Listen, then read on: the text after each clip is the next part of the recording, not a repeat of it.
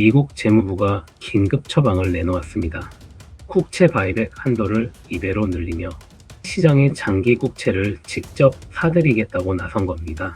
미국 경제의 벤치마크이자 모든 대출 금리의 기준이 되는 10년물 국채 금리, 이 금리를 어떻게든 억누르겠다는 의도였습니다. 하지만 결과는 정반대였습니다.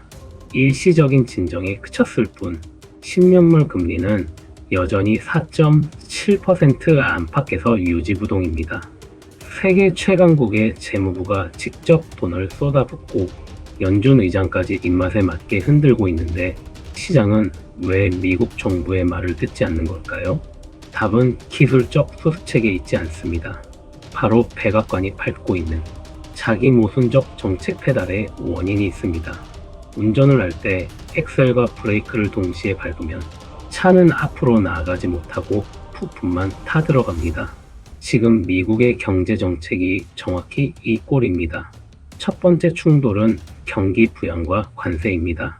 대규모 감세로 기업 투자를 늘리게 했다며 엑셀을 밟으면서 동시에 전방위 고율 관세를 매겨 원자재와 소비재 가격을 단숨에 올려버렸습니다. 공급망 비용이 치솟으니 물가는 다시 뛴 일이다. 두 번째 충돌은 저유가 약속과 중동 군사 개입입니다. 취임 초 시추 확대로 유가를 반토막 내겠다던 공언은 이란과의 전면 충돌과 해역 봉쇄 위기 속에 사라졌습니다. 유가가 고공행진을 이어가며 인플레이션의 숨통을 다시 조이고 있습니다.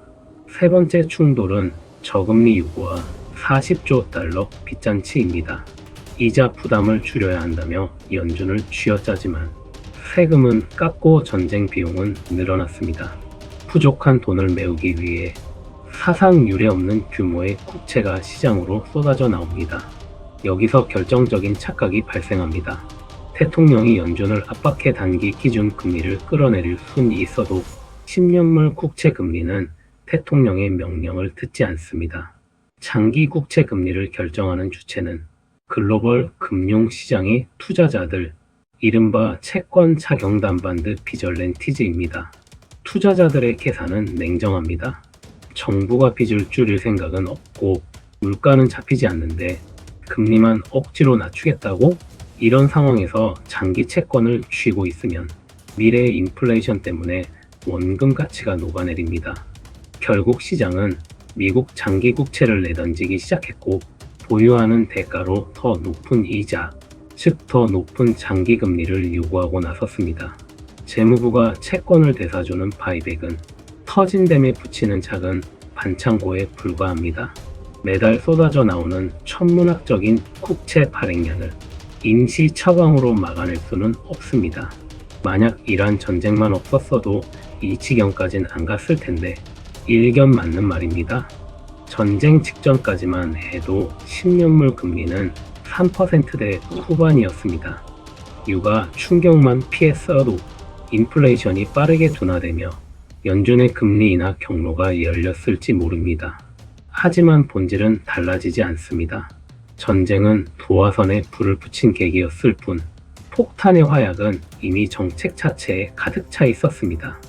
40조 달러라는 부채 외관을 안고 있으면서 세수는 줄이고 관세로 물가를 자극하며 국채를 무제한으로 찍어내는 구조, 이 모순된 설계를 멈추지 않는 한 전쟁이 아니었더라도 채권 시장의 반란은 언제든 터질 수밖에 없었던 필연이었습니다. 결국 트럼프가 마주한 현실은 명확합니다. 목표와 행동이 정반대로 달릴 때 시장은 정치적 쇼를 믿지 않고 데이터에 베팅합니다. 저금리로 부채를 녹여보려던 전략은 차경단의 분노를 사며 오히려 차입 비용 급증이라는 부메랑으로 돌아왔습니다. 미국 10년물 국채 금리가 내려가지 않는 이유, 그것은 돈이 부족해서도 재무부의 기술이 모자라서도 아닙니다. 원인과 결과를 거스르려 했던 일관성 없는 경제 행보가 자초한 결과입니다. 반박시 당신의 말이 맞습니다. 오늘 준비한 내용은 여기까지입니다. 여러분의 생각은 어떠신가요? 댓글로 여러분의 의견 남겨주시고 좋아요, 구독 부탁드립니다.